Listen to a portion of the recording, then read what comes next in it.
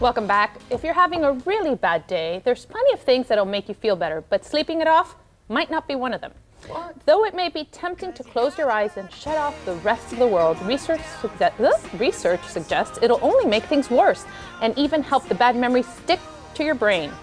Turns out, the moving of information from short-term to long-term storage happens during deep sleep, and it doesn't separate the good memories from the bad.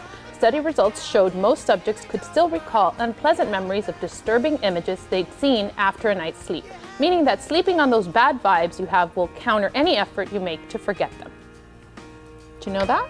That is a very... I'm still trying to process that. I need to sleep on it. No, it's like if you go to sleep, has it ever happened to you? If you go to sleep thinking about something bad, then it kind of visits you in your dreams. Yeah, it ferments. It happens. It happens to me. But what are you supposed to do? Like not sleep?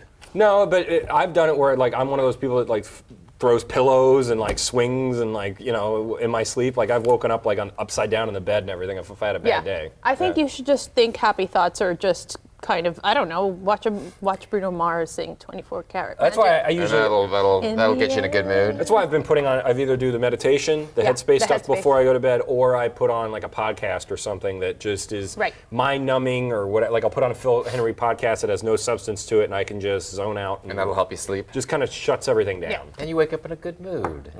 Well, It is. Not you guys know more than anybody. I am not a morning person. No, you're not. You're like the Unabomber. You're in the wrong profession. It takes the 3 hours that I get from here till when we actually start doing the show for me to turn into a person. Literally, it is right when the show starts when I'm actually like, all right, I'm awake. It's so but funny. You know, next week I'm going to post some Instagram pictures. We of need him to in do the that. morning, We need to do he's got that. his He's hoodie a in. Unabomber. He's at the teleprompter. He is I walk in, he's like the Unabomber. He's like, like that. Exactly. And I go, hey Matt, whatever. He doesn't even look up. No, we've learned. Sometimes I'll touch We'll just say, hey, and keep on walking. Yep. That's the best way to do it. All right, one way some people try to forget about a bad day is listening to music. Well, sorry folks, that's actually not a good idea. Turns out if you're using the right format. New audio engineering research shows that MP3 compression rates actually diminish the emotional characteristics of a song, so making them bleaker and actually making listeners sadder. Scientists discovered that low compression rates such as MP3 strengthen emotional characteristics like scary and sad while weakening happy, heroic, and comic ones. So put one thing on your Christmas list for happiness, a vinyl record player. So wait a minute, is MP3, is that like when you go to iTunes? Yeah, it's anything that's on your iPhone or anything like that. Yeah. So if Really? and if you're really listening to Nickelback on your iPhone, you're probably going to want to jump off a bridge. You know, it's really now the younger people, they love the record players. My daughter asked for one for last year for Christmas, and so maybe it's not really just a fad. Maybe they're not trying to be different. Maybe there is something to this. They just want to be hippies and get many pieces of vinyl. That's all it is. She found my Thriller album, my Madonna album, my old disco albums. So Does she love them? She loves them. Disco? Yes, disco. Like the Bee Gees? I was trying to think, what is it? What is a disco band? Yeah, the Bee Gees. Can we change the subject? They're the ultimate. How about them ABBA. dolphins? Okay. What?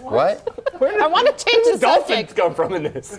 What's the last time they were any good was when you had pieces of vinyl? In 1972. I want to change the subject. Anything that dates me.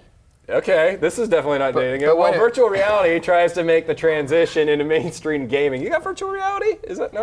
All right, doctors are getting more and more excited about the role it could play in treatment and therapy. A new immersive experience called Joy is being tested for its ability to alleviate loneliness in long-stay hospital patients. The game, commissioned by a healthy insurance company, aims to provide a comforting experience for people who are bedridden in hospitals, since loneliness has been linked to increased risk of disease and slow recovery. The experience shows cartoon figures sitting around a campfire reading stories. Though it seems a bit childlike, it's aimed to appeal to the largest possible amount of patients while considering low mobility and bedbound activity. Look, if you're going to get me a virtual reality thing while I'm in the hospital, go pick me up that Batman game that's coming out, that's going to be on the PlayStation. Deal? Get me that, thank you. I don't need cartoons playing campfire songs. And this is the one where you can use your hands and you can move things around. I think it's just the visual. I saw visual. someone getting strapped up with the glove. Well, maybe they got the glove. Yeah, I don't want When that. you're older, you're not going to want Batman. You're going to want. Yes, I am. I'm 31 and I still want Iron Man in every movie. The Notebook's better with Iron Man. Trust me. The Notebook. If you put Iron Man or Spider-Man in the Notebook, remember him. greatest movie of all time. Okay. All right. I don't know. I actually would like to try the virtual reality. I think it would be kind It's of fun. interesting. It's really immersive. We got to test out the one that came out recently for PlayStation, and you really get everything. Everywhere you look, there's something. Like I tried to move around real quick and see if it would jump. Right. You are immersed in this world, and then even when they take the visor off, you're still like, okay, this is real. It takes you a second. You know, there's actually, I mean, I know that was for the elderly that were, bedbound, but they're saying that there's actually a lot of indications that it can actually help with depression for some reason. So Get you out of if your life is Anytime I think you get out in of a your really- dumpster there's fire, really- you're like, hey, automatically I I'm in a think happy there's a place. lot of medical applications for virtual reality. Of course there is. You get out of your own head. Yeah, that too. Interesting. Yeah. I guess that's part of what it is. Interesting. Yeah, all right, coming up on Studio D, I'm taking you down to the Shakedown Zone to check out the latest news and notes from the world of racing. Plus, what's the former Dos Equis guy up to these days? He's still as interesting as ever. Stick around for this clip and more when Studio D returns. He looks very professorial.